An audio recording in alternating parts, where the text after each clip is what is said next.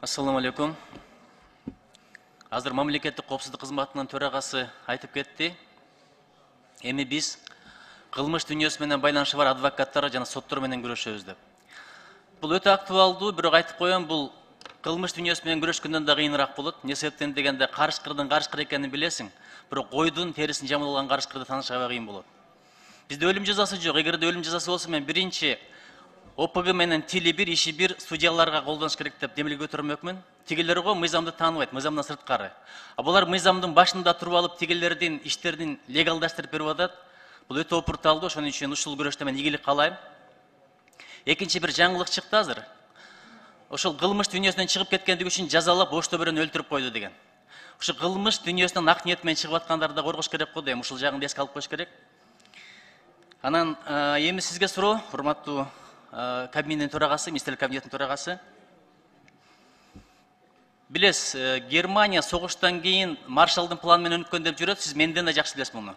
Чындыгында аларда жанагы Фринц Шефер беле ушундай бир Минфин болгон, финанс министри абдан сабаттуу саясат жүргүзгөн. Бизнесмендерге кредиттерди арзаныраак кылып берген, ошолор жумуш орундарын түзгөн, өндүрүштү калыбына келтирген да, бизде болсо 13% болуп атат. Мен билгенден Улуттук банктын учетный ставкасы. Азыр карап көрдүм. Бул жакта Албанияда 3,25% деп атат, Беларуста 4,13%, Арменияда 9,25%. Канткенде ушул көп процентти төмөн түшүргөнгө болот. Анткени ишкерлер алып кыйналып калып атат да кайра төлөгөндө. Азыр эле урматтуу Арсланбек Имсанович менен сүйлөшүп атканда, Касым Акунович менен сүйлөшүп атканда уктуңуз. Улуттук банк инфляция катуу болуп кетпесин деп өзүнүн учеттук ставкасын коет. Тилекке каршы дүйнө жүзү боюнча бул абдан бийик болуп турат. ФРС дагы азыр 5,8, Евролибор 5%дын тегерегинде болуп атат. Бизде 13% болуп атат. Биз ошондой ишкерлерди, мен докладымда айттым, экспортко чыгара алам. Же болбосо импорттун ордун баса алам деген ишкерлерге түздөн-түз кредит бериш үчүн өнүктүрүү банкын түздүк. Бул биринчиси. Экинчиси, эки банкыбызды, РСК анан Айыл банкты $100 миллион ашык уставдык капиталдарын кылдык. Булар эми жаңы үйрөнүп атышат, чет мамлекеттен да акча таап келгенде, ошолор менен гана биз буларды колдой алабыз.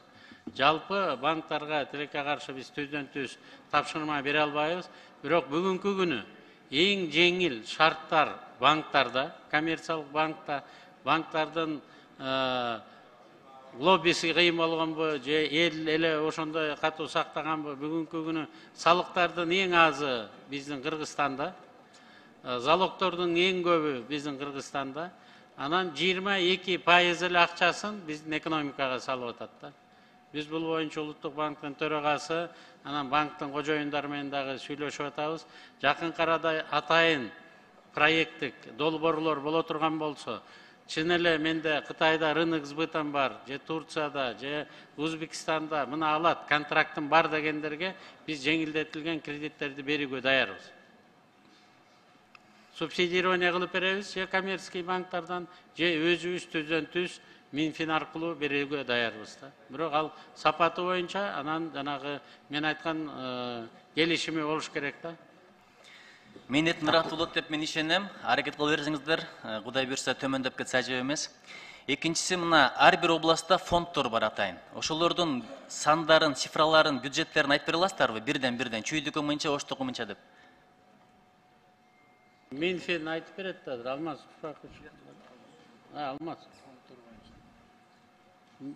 Азыр 3 чоң областта бар, Ысык-Көл областында 500 миллион сомдон ашып турат жыл сайын, Баткенде 500 миллион, мына 2 жылдан бери Нарын областында 500 миллиондон фонддор акчалары бар.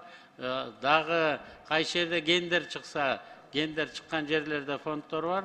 Мындан тышкары республикалык бюджеттен биз түздөн-түз гени жок болсо дагы областтарга, райондорго, мэрлерге фонддордон акча бөлүп бергенбиз. Так цифрасын азыр Алмаз Кушбакович айтты.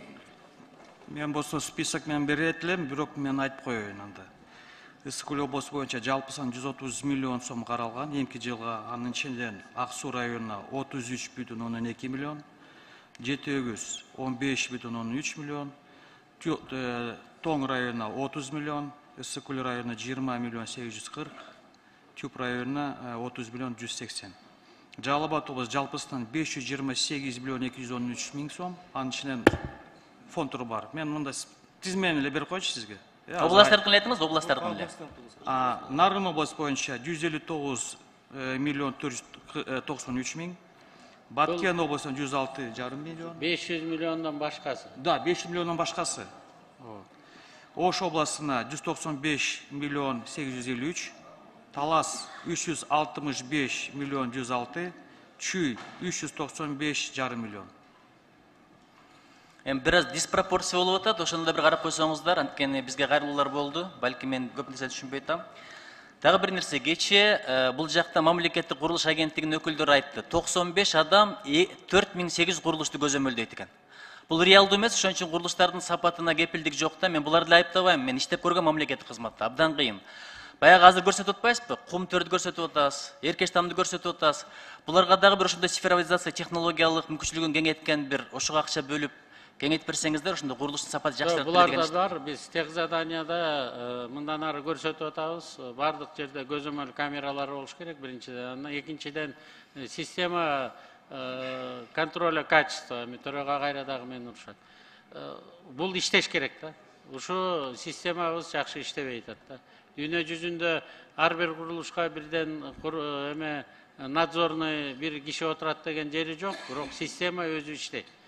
Дүйнө жүзү боюнча архитектор өзү көзөмөлдөйт. Курулуп аткан подрядный организациянын сапаттарындагы контролго алынып турат. Мунун баары тең ушу мына жаңы жетекчи келди, шаардын ичинде да иштеп, бир топ такшалып калды. Ушу системаны иштетет деп атабыз. Жаш жетекчиге ийгилик каалап коелу, Кудай күч кубат берсин. Принципиалдуулугун антайбайм. Анан бул жерде Кыргызстанда 32 шаар 403 айыл өкмөтүн бириктирген жергиликтүү өз алдынча башкаруу союзу деген бар. Жергиликтүү бюджеттерди талкуулап атканда ушулардын дагы пикирин эске алыш керек. Алындыбы? Алынды, толугу менен. Жакшы, анда урматтуу финанс министри кечээ мен сизге кирип кенен маалымат алып чыктым. Абдан мындай кенен маалыматтарды бердиңиз. Азыр кабинет төрагасы дагы маалыматтарды андан бетер бекемдеп берди. Кудай күч кубат берсин эми. Кемеге түшкөндүн жаны бир. Ушул мамлекетке биз чогуу жооп беребиз. Өз колдо өзү коргосун. Ийгилик сиздерге, чоң рахмат.